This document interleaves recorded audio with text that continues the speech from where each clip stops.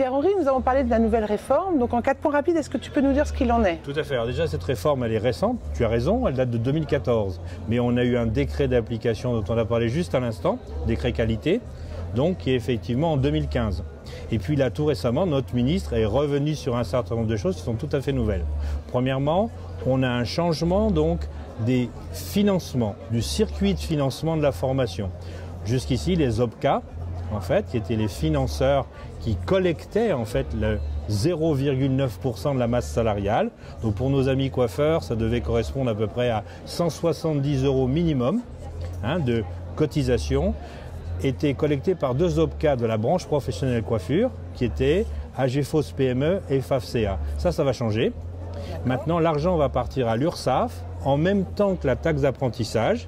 Il va ensuite être déposé à la caisse des dépôts et consignations et ensuite sera redistribué aux OPCA à nouveau. On verra dans quelle modalité. Ça, c'est la première chose. Donc le financement et son circuit a changé. On va demander très probablement aux organismes de formation de se certifier.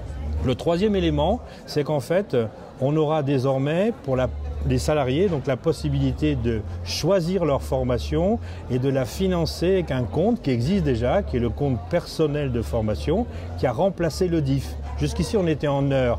Chaque année, on acquérait un capital d'heures. Là, maintenant, effectivement, on acquérera des euros, 500 € par an, qui seront versés sur ce compte personnel de formation. Donc là, on va voir effectivement le salarié en possession d'un capital qu'il avait déjà, effectivement, puisqu'il avait accumulé au fil des années. Donc ça, on va voir comment ça va être retraduit en euros plutôt qu'en heures.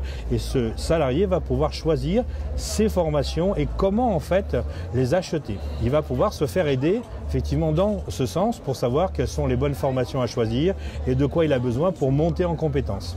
Le but, c'est de monter en compétences, en fait. Ça, c'est invariable, c'est maintenir son employabilité tout au long de la vie en montant en compétences régulièrement. Et sur ce compte, alors je voudrais juste revenir sur ce compte personnel de formation. Le salarié a le droit de faire ce qu'il veut, en fait, il a le choix de dépenser cet argent pour sa formation comme il le veut. Oui, alors il a le droit, oui, mais attention, si c'est dans le cadre du contrat de travail, donc pendant son temps d'emploi, il va falloir qu'il le fasse en accord, mais pas avec autorisation, en accord avec son employeur parce qu'ils auraient un objectif commun.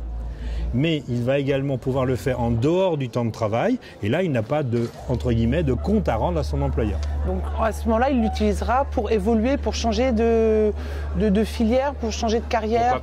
Ou de compléter sa formation, parce que son employeur n'estime pas que cette formation complémentaire l'intéresse lui en tant qu'employeur pour développer son activité. Donc il aura le loisir de le faire à titre personnel. Donc on peut dire qu'en fait, les salariés vont pouvoir avoir des objectifs personnels et les réaliser grâce à ce compte de formation. Fantastique, hein? Bon, bah, fantastique.